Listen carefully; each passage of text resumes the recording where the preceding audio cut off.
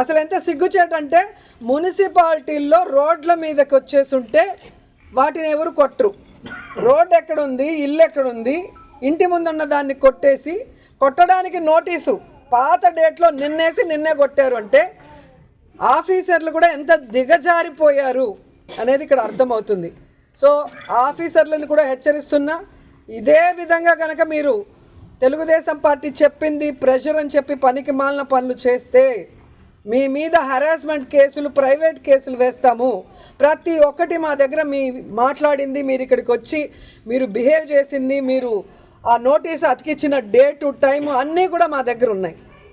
So ఈ ఊర్లో ఎవరికి ఏం ఇబ్బంది లేకుండా ఒక్క లీలారాం గణపతి శెట్టి ఇంటినే ఎందుకు కొట్టారో కోర్టులో మీరు చెప్పాల్సిన బాధ్యత ఉంది.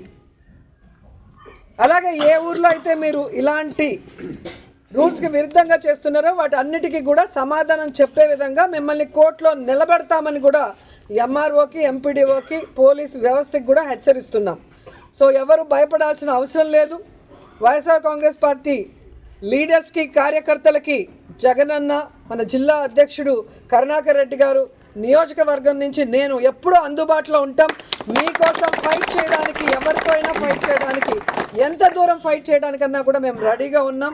మిమ్మల్ని కాపాడుకోవడానికి మేము ఎప్పుడు మీ వెన్నంటి ఉంటామని కూడా తెలియజేసుకుంటున్నాం.